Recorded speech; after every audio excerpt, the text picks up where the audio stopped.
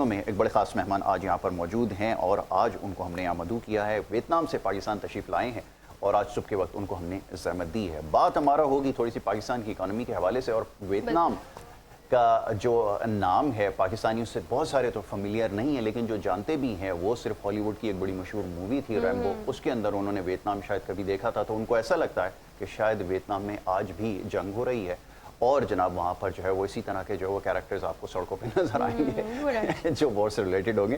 Well, تو کیا فرق ہے اکانومی کے اندر, یہ بڑا انٹرسٹنگ ہوگا آپ کے لیے آج کا پروگرام, اس کے بارے میں جو ہے آج بات کریں گے. تو جناب معزز مہمان یہاں پہ تشریف فرما ہے ڈاکٹر رضوان خان, جو کہ ایک اکانومسٹ بھی ہیں اور بھی ماشاءاللہ بڑا ڈائیورسفائڈ پورٹ فولیو. اگر میں انٹروڈکشن کرانا شروع کروں تو شاید پروگرام کا وقت ختم ہو جائے. ڈیٹا سائنٹسٹ بھی ہیں اور بڑی اچھی آپ کی ریسرچ ہے. آپ کی جو ریسرچ ہے گلوبلی ایکسیپٹڈ ہے, پوری دنیا میں جا چکی ہے, بہت ساری جگہوں پر آپ کے آرٹیکلز پبلش ہوئے ہیں انٹرنیشنل میڈیا کے اوپر, ماشاءاللہ بہت بات کرتے رہیں پاکستان کی فیور میں, پاکستان کی اکانومی کے حوالے سے, تو یہ آپ کا بڑا خاصا ہے. اور ابھی جو سچویشن چل رہی ہے نا اس کے حساب سے ان سے بات کرنا سب سے بہتر ہے, سب سے زیادہ ضروری ہے. آپ نے بالکل ٹھیک ہے. ہم ڈاکٹر رضوان کو ویلکم کریں گے. Thank you so very much doctor صاحب فار بینگ ود اس آن دی شو. السلام علیکم, تھینک یو ویری مچ جناب. ڈاکٹر صاحب, پاکستان آ کے کیسا لگ رہا ہے؟ ایک بڑا جینیرک سا کوشچن ہے, میں آپ سے پوچھ لیتا ہوں کہ آپ کو کیسا محسوس ہو رہا ہے, اور خاص طور پہ جب آپ آتے ہیں ہر 4 یا 5 سال کے بعد تو کتنا فرق ہم دیکھتے ہیں, اور لاسٹ ٹائم سے اب کتنا آپ کو ڈفرینس لگ رہا ہے؟ جی دیکھیں, پاکستان میرا ملک ہے, کہیں پہ بھی میں رہوں گا دل میرا ہمیشہ پاکستان میں رہے گا, اور جب بھی میں یہاں پہ آتا ہوں تو ہر دفعہ جو ہے کچھ نئی چیز مجھے دیکھنے کو ملتی ہیں. کچھ چیزیں پازیٹیو ہوتی ہیں لیکن زیادہ تر جو ہیں وہ چیزیں اس طرح کی ہوتی ہیں جہاں پہ نظر آتا ہے کہ اس کو امپروو کیا جا سکے. ابھی کل کی بات ہے, میں کراچی میں طارق روڈ کے علاقے میں پھر جا رہا تھا, وہاں پہ مجھے کچھ کام تھا, تو وہاں واک کر رہا تھا. اس کے درمیان مجھے لگا کہ ایک بہت عجیب سی چیز نظر آئی, جو اگر میں آج سے 10-15 سال پہلے طارق روڈ کی بات کروں کہ وہاں پہ ایک سول نظر آتی تھی, ایک لائف نظر آتی تھی. اٹ لکس لائک کہ وہ جگہ وہی ہے لیکن وہ بڑا لائف لیس مجھے نظر آئی ہیں چیزیں. اس کے علاوہ دوسرا جو میں نے ایک بہت بڑی چیز دیکھی ہے خاص طور پہ پچھلے 5 سال میں کووڈ کے بعد سے, کہ لوگوں کے چہرے سے خوشی ختم ہوتی جا رہی ہے, اور یہ ایک بہت بڑا امپیکٹ ہے, کیونکہ ظاہری بات ہے کہ جب آپ کو اپنے دال روٹی کی فکر ہوگی تو پھر آپ کے زندگی میں خوشی کہاں سے آئے گی. تو یہ ایک بہت بڑا امپیکٹ ہے. اچھا, یہ تو کراچی کی بات ہو گئی. کووڈ کے دوران میں نے بھاولپور کے اندر کافی ایگریکلچر پہ کام کیا, اور وہاں پہ جو مجھے چیزیں نظر آئی ہیں کہ وہاں پہ لوگوں کے پاس پیسہ کم ہے لیکن لوگ پہ ان کے خوشی ہے, لیکن بہرحال تعلیم کی کمی ہے, صحت کی کمی ہے, وغیرہ وغیرہ. تو یہ ساری چیزیں موجود ہیں. بالکل ٹھیک ہے. ڈاکٹر صاحب, اکثر ہم مثالیں دیتے ہیں پاکستان کی ریجن میں, کمپیریزن کرتے ہیں بنگلہ دیش کے ساتھ اور انڈیا کے ساتھ, دین سری لنکا کے ساتھ. اب تو ہمارا جو مقابلہ, اب ویری سوری کہ میرے خیال میں بھوٹان اور نیپال کے ساتھ بھی شاید ہم مقابلہ نہیں کر پا رہے. صومالیہ وغیرہ سے شاید ہماری اکانومی کا جو ہے کمپیریزن کیا جاتا ہے. اسپیکنگ آف ویتنام, یہ ویتنام کی جب بات کرتے ہیں, جیسے میں نے انٹرو میں کہا کہ پاکستانی جو یہاں رہتے ہیں ایک پرسیپشن یہ ہے کہ شاید وہ ابھی تک اسٹرگل کر رہے ہوں, اسٹرگلنگ کے فیس میں. میرا کوشچن آپ سے یہ ہے کہ کتنا فرق آ چکا ہے ویتنام کو اس وقت, جب ہم جانتے ہیں جو جن کا اکانومی کے ساتھ تعلق ہے یا اسٹوڈنٹ ہیں اکانومی کے, وہ یہ دیکھتے ہیں کہ جس طرح سے پروگریس ویتنام نے کی ہے, پاکستان اس طرح کی پروگریس کیوں نہیں کر سکا. اور میں چاہوں گا اگین کہ تھوڑا سا ویتنام کی اکانومی کے بارے میں بتائیں, اس کے جو سیلینٹ جو فیچرز ہیں وہ کیا ہیں. جی بالکل. دیکھیں, اس میں بہت ساری چیزیں جس کو ہمیں دیکھنا پڑے گا. اگر ہم تھوڑا سا ہسٹری میں پیچھے جائیں تو 1975 میں, اپریل 1975 میں امریکہ ویتنام کو سے نکلنا پڑا امریکہ کو. وہاں پہ پھر سچویشن یہ ہوئی کہ 1975 سے 1993 تک اکانومی جو ہے وہ کافی کنٹرول رہی. ویتنام کا پورا نام سوشلسٹ ریپبلک آف ویتنام ہے. وہاں پہ کمیونزم نہیں ہے, وہاں پہ سوشلزم ہے. 1993 میں انہوں نے ایک نیا ایرا شروع کیا, ایک نیا دور کا آغاز کیا جس کو وہ ڈوئے موئے کہتے ہیں, یا نیا دور. وہاں پہ انہوں نے اکانومی کو آہستہ آہستہ کھولنا شروع کیا. اس وقت صورتحال یہ ہے کہ سوائے کامن ویلتھ کچھ کنٹریز کو چھوڑ کے آسیان ریجن میں, جو کہ جنوب مشرقی ایشیا ہے, وہاں پہ ویتنام کے بزنس سچویشن بہت ہی فیوریبل ہے. آپ وہاں پہ 100% فورن اون کمپنی اسٹیبلش کر سکتے ہیں. آپ وہاں پہ جتنے امپلائی چاہیں ہائر کر سکتے ہیں. آپ کو صرف ورک پرمٹ کی ضرورت ہے, آپ کو کوئی ایسی ریکوائرمنٹ نہیں ہے جیسا کہ تھائی لینڈ میں اگر آپ کو 4 تھائی کے آپ ہائر کریں گے تو پھر ایک فارنر ہائر کر سکتے ہیں. تو اس طرح کی بہت ساری چیزیں وہاں پہ موجود ہیں. اگر آپ دیکھیں 2006 में आई बिलीव कि वियतनाम की इकॉनमी $16 बिलियन 16 अरब डॉलर की इकॉनमी थी। उस वक्त पाकिस्तान की इकॉनमी तकरीबन 54-55 अरब डॉलर की थी। इस वक्त वियतनाम की इकॉनमी 530 अरब डॉलर की इकॉनमी है और पाकिस्तान की इकॉनमी 400 अरब डॉलर के आसपास घूम रही है। लेकिन एक बहुत बड़ा फैक्टर दोनों मुल्कों में ये है कि एक इनफॉर्मल इकॉनमी एग्जिस्ट करती है जो वियतनाम में काफ़ी कम है, लेकिन आई बिलीव कि पाकिस्तान में 50 to 60% इकॉनमी इनफॉर्मल इकॉनमी है जो कि डॉक्यूमेंटेड नहीं है। तो एक तो ये फैक्टर हो गया। अगर आप वियतनाम की ट्रेड देखें तो आपको सुन के हैरानी होगी कि $1 ट्रिलियन की उनकी ट्रेड है पिछले साल की। $1 ट्रिलियन 1000 अरब डॉलर की ट्रेड हुई है, इंपोर्ट एंड एक्सपोर्ट। तो आप इससे अंदाज़ा लगाएं कि वहाँ पे कितना ज़्यादा इकॉनमी फ्लोरिश कर रही है और हर एक को फ़ायदा हो रहा है। अच्छा, उसकी सबसे बड़ी वजह यह है कि वियतनाम में लिटरेसी रेट बहुत हाई है। 96% लिटरेसी रेट है वहाँ पे।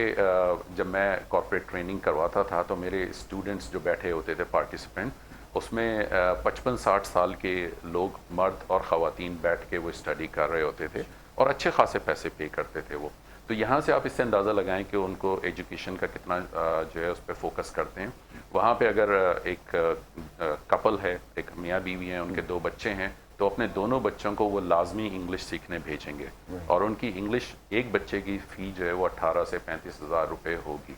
तो आप इससे अंदाज़ा लगाएं कि उनका तकरीबन 50 to 60% उनकी इनकम का पोर्शन जो है वो चला जाता है एजुकेशन के ऊपर मिनिमम। ज़ाहिर बात है कि उसमें हाई इनकम लोग भी हैं, लेकिन ये मैं बात कर रहा हूँ कि एक यंग कपल जो 25 से 30 साल की उम्र में है और उनके 2 बच्चे हैं, तो उस पर इस तरह खर्चा करते हैं। अच्छा सर, पाकिस्तान की इकॉनमी को किस तरह देख रहे हैं? जिस तरह हम देख रहे हैं कि मिडिल ईस्ट की जो सिचुएशन है उसके बाद से पाकिस्तान की इकॉनमी बहुत ज़्यादा हमने अप एंड डाउन देखा है ना। आप इस तमाम तर सूरत हाल को किस तरह देख रहे हैं और कैसे ये बेहतर हो सकती है? देखिए, पाकिस्तान की इकॉनमी में बहुत ज़्यादा पोटेंशियल है। हाँ, हम बचपन से पढ़ते आ रहे हैं मुताला पाकिस्तान में कि पाकिस्तान एक ज़रई मुल्क है जी। और ज़राअत पे हमारी तवज्जो जो है वो सिर्फ इस हद तक है हमने गंदम उगा ली, गन्ना उगा लिया और कपास जिसका बहुत बुरा हाल है पिछले साल की फसलों में, तो हम इसी पे फोकस करते हैं, हम एडिशनल फसलों पे नहीं जाते हैं। अगर हम बात करें वियतनाम से कंपैरिजन की, तो वियतनाम में बहुत ही एडवांस टेक्नोलॉजी इस्तेमाल हो रही है वहाँ पे और जैपनीज़ मशीन्स इस्तेमाल करते हैं वो। आप वहाँ पे जाएंगे तो वहाँ उनकी जो पर एकड़ यील्ड है वो पाकिस्तान से कम कम 2 से 3 गुना ज़्यादा है, 200 से 300%। अच्छा, वहाँ पे एक और तरीक़ेकार इस्तेमाल कर रहे हैं कि क्योंकि वहाँ ज़मीन की कमी है, 3,25,000 स्क्वायर किलोमीटर का रकबा है वियतनाम का, पाकिस्तान का तकरीबन 8-8.25 लाख किलोमीटर का रकबा है, तो पाकिस्तान से 1/3 है। अब वो समंदर के ऊपर सैलिनेटेड वाटर के ऊपर वो ग्रो कर रहे हैं। तो अब इससे अंदाज़ा लगाएं कि हमें जो है वो रिवायती तरीक़ेकार को छोड़ के आगे जाना पड़ेगा। दूसरा ये कि हमारे जो लोग हैं उनका तवज्जो सिर्फ इस बात पे होती है कि डिग्री ले लें, स्किल्स के ऊपर उनकी तवज्जो नहीं है। और ख़ास तौर पे इस सूरत हाल में जब मसनूई ज़हानत या आर्टिफिशियल इंटेलिजेंस जब टेक ओवर कर रही है, तो इस सूरत में बहुत ज़्यादा ज़रूरत इस बात की है कि आपको AI के ऊपर फोकस करना चाहिए, स्किल्स के ऊपर फोकस करना चाहिए। डिग्री लें, बहुत सारे लोग सोशल मीडिया पे आपको नज़र आ जाएंगे डिग्री छोड़ो काम करो, वो बिल्कुल बेकार बात है। आपकी स्किल्स कहाँ से आएंगी? डिग्री आपका एंट्री पॉइंट है। अनफॉर्चुनेटली हम उसको समझते हैं कि वो हमारा डिग्री मुकम्मल हो गई, अब हमें जॉब नहीं मिल रही। जॉब आपको इसलिए नहीं मिल रही कि आपके पास स्किल्स नहीं है। बिल्कुल ठीक है। अच्छा डॉक्टर साहब, स्पीकिंग ऑफ AI, अब पूरी दुनिया के लिए एक पोटेंशियल थ्रेट बनता जा रहा है इन टर्म्स ऑफ यानी कॉस्ट कटिंग या जॉब की तरफ जो है वो बात हो रही है कि बड़ी तेज़ी से उसमें जो है वो डाउन साइजिंग होगी इदारों के अंदर, और ग्लोबली अब इसके ऊपर बात हो रही है। क्या आने वाले वक्त में वियतनाम के अंदर भी ऐसा कोई होने का इम्कान है? क्या ये उनके लिए कंसर्न है? आई वुड से क्या ये उनके लिए भी एक कंसर्न है, क्योंकि इसकी वजह से फिर बहुत ज़्यादा ह्यूमन पावर या ह्यूमन रिसोर्सेज जो हैं वो आपके जो है वो डिप्लीट होना शुरू हो जाएंगे? आप क्या कहेंगे इसका? जी देखिए, टेक्नोलॉजी उसमें जो है तब्दीली आती जाएगी, टेक्नोलॉजी बेहतर होती जाएगी। एक ज़माने में VCR हुआ करता था, आप लोगों को शायद इल्म भी नहीं होगा, तो वो कहाँ चले गए? VCR टेक्नीशियन जो हैं वो सारे गायब हो गए। फिर टाइपराइटर हुआ करते थे, उसके बाद फिर कंप्यूटर आए, तो लोगों ने कहा कि जी कंप्यूटर लोगों की जॉब ले लेगा। आपने देखा कि कंप्यूटर ने लोगों की जॉब नहीं ली, उन लोगों की जॉब ली जिनको कंप्यूटर इस्तेमाल करना नहीं आता था। तो इसी तरह AI का भी है कि AI जो है वो लोगों की जॉब नहीं लेगा, बल्कि वो लोग जिनको AI इस्तेमाल करना आता है وہ ان لوگوں کی جاب لے لیں گے جن کو اے آئی استعمال کرنا نہیں آتا ہے. بالکل. تو یہ چاہے ویتنام ہو, چاہے یو ایس ہو, چاہے پاکستان ہو, پوٹینشیل اے آئی کا بہت زیادہ ہے. ہم اس کو کس کام میں استعمال کر رہے ہیں یہ ہمارے اوپر ڈیپینڈ کرتا ہے. تو بہت ساری چیزیں ایسی ہیں, جیسے اگر میں اپنے آفس کا بھی دیکھوں تو میں لا فرمز کو اور دوسری کمپنیز کو میں اے آئی ٹریننگ کرواتا رہتا ہوں فری آف کاسٹ, اور اس کا مقصد یہی ہے کہ لوگ اس کو سمجھیں, اس کا بیسک چیزیں سمجھیں اور اس کو آگے لے کے جائیں. ٹھیک ہے ڈاکٹر صاحب. اچھا مجھے یہ بھی بتائیے گا کہ ویتنام میں ایسا کیا ڈسپلن ہے وہاں کے لوگوں میں جو پاکستان میں لیک کرتا ہے, کیونکہ ہمارے تو لوگوں میں ڈسپلن بہت مشکل ہے لانا, اور اے آئی کی آپ نے بات کی کہ اس طرف جانے میں بھی لوگ بہت سوچتے ہیں. دیکھیں بہت سارے فیکٹرز ہیں, اگر میں بات کروں گا شاید کچھ لوگوں کو برا لگے.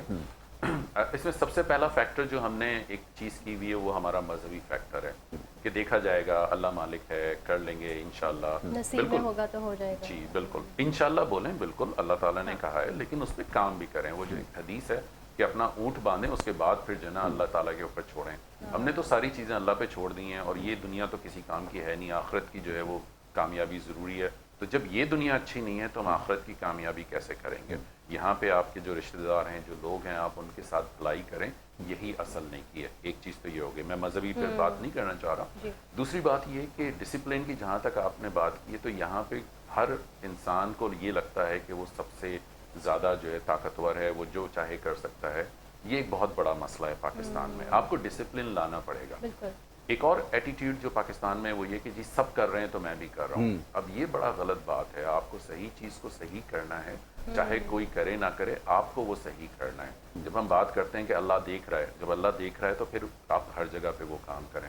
اچھا آخری بات اس میں وہ یہ کہ پولیٹیکل انوائرمنٹ جو ہے وہ بہت امپورٹنٹ ہے. اگر آپ تھائی لینڈ کی مثال لیں, تھائی لینڈ میں 2006 کے بعد سے بہت زیادہ پولیٹیکل ٹرموائل رہا. تھاکسن شناواترا پرائم منسٹر تھے, وہ وہاں پہ ان کو ہٹا کے یلو شرٹس آ گئیں, پھر ریڈ شرٹس آ گئیں, پھر military take over, this and that, یہ ساری چیزیں چلتی رہیں. اب آپ تھائی لینڈ کا حال دیکھیں, اس وقت تھائی لینڈ جو ہے اس کی اکانومی ڈکلائننگ فیز میں ہے.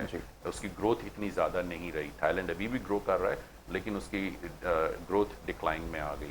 ویتنام کے اندر ایک ہی پارٹی ہے, سوشلسٹ پارٹی, اور وہاں پہ آپ کے الیکشنز ہوتے ہیں, کینڈیڈیٹس 3 کینڈیڈیٹس ہیں, اس میں سے آپ جس کو سلیکٹ کرنا چاہیں کر لیں, اور وہی پالیسی کنٹینیوشن ہمیشہ رہتا ہے. تو یہ پالیسی کنٹینیوشن بہت زیادہ ضروری ہے, کیونکہ جب انسرٹینٹی آتی ہے تو سرمایہ سب سے پہلے نکلتا ہے. یو اے ای کا حال آپ کے سامنے ہے. بالکل ایسا ہی ہے. ڈاکٹر صاحب لاسٹلی میں ایک چیز آپ سے جاننا چاہوں گا, کیونکہ ہمارے یہاں خیال یہ ہے کہ ایک سمجھنے کے لیے میں چاہوں گا ذرا لوگوں کو بھی پتہ چلے ہمارے کہ جو کوئی کمپنی اسٹیبلش کرنا, بزنس اپرچونیٹیز کیسے وہاں پہ انفولڈ ہو رہی ہیں, اور کیا یہ سوچا جا سکتا ہے کہ کوئی جا کے دنیا میں کوئی بھی شخص وہاں پہ جا کے اپنی کمپنی کو اسٹیبلش کرے, اپنے بزنس کو رن کرے, اس کو مارکیٹ کی نیڈس کا کیسے پتہ چلے گا, ریکوائرمنٹس کا کیسے پتہ چلے گا, کیسے اس میں انٹری لے سکتا ہے؟ That is my question. کیا یہ وہاں پہ ممکن ہے, یہ آسان ہے؟ اس کے بارے میں کیا کہیں؟ جی بالکل. دیکھیں آپ جب جاتے ہیں کسی بھی نئے ملک میں تو سب سے پہلے آپ کو وہاں پہ اس کے جو گراؤنڈ لیول ریالٹیز ہیں اس کو آپ کو دیکھنا پڑتا ہے.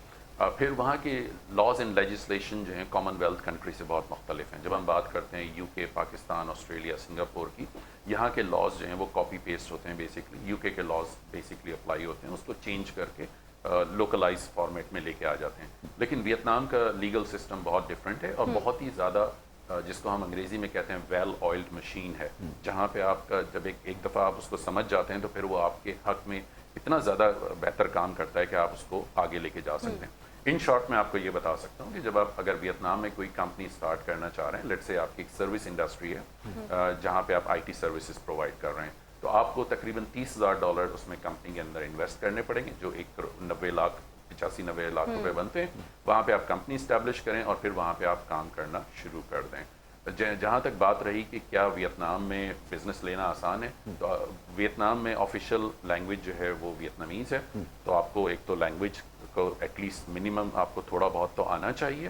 اگر آپ کو بول سکتے ہیں تو وہ آپ کے لیے فائدہ مند ہوگا. اس کے ساتھ ساتھ آپ کو وہاں پہ آپ یہ دیکھیں گے پوری دنیا کے لوگ وہاں پہ انویسٹمنٹ کر رہے ہیں. ویتنام میں اس سال تک 2026 جنوری سے لے کے جولائی تک ابھی تک تقریباً $30 ارب کی فورن انویسٹمنٹ آ چکی ہے. تو آپ اس سے اندازہ لگائیں کہ ہماری ایف ڈی آئیز جی. تو اگر آپ اس کو دیکھیں کہ یہ پاکستان کی ایکسپورٹس پورے سال کی $30 ارب کی ہوتی ہیں, یہ ہم انویسٹمنٹ کی بات کر رہے ہیں. انویسٹمنٹ کا مطلب یہ ہے کہ کم از کم جو ہے یہ ایکسپورٹس کے اندر یا لوکل پروڈکشن کے اندر 2 سے 3 گنا ایڈ کرے گا اور کتنی اپرچونیٹیز آئیں گی. اور ایک آخری بات جس میں کہنا چاہوں گا کہ ویتنام میں مرد اور خواتین دونوں کام کرتے ہیں. انفارچونیٹلی پاکستان میں خواتین کو کام کرنے نہیں دیا جاتا فار واٹ ایور ریزن, گھر والوں کی طرف سے, معاشرے کا پریشر وغیرہ وغیرہ. جب تک ہم باہر نہیں جائیں, خواتین کو امپاور نہیں کریں گے, ہم اس میں رکے رہیں گے. بالکل ٹھیک ہے. تو یہ اکنامک چیلنجز ہمیں اس کا سامنا کرنا پڑتا رہے گا, and that is the bottom line. اس کے بارے میں آپ کو سوچنا پڑے گا. Doctor Rizwan, thank you so very much. بہت شکریہ. اور ڈاکٹر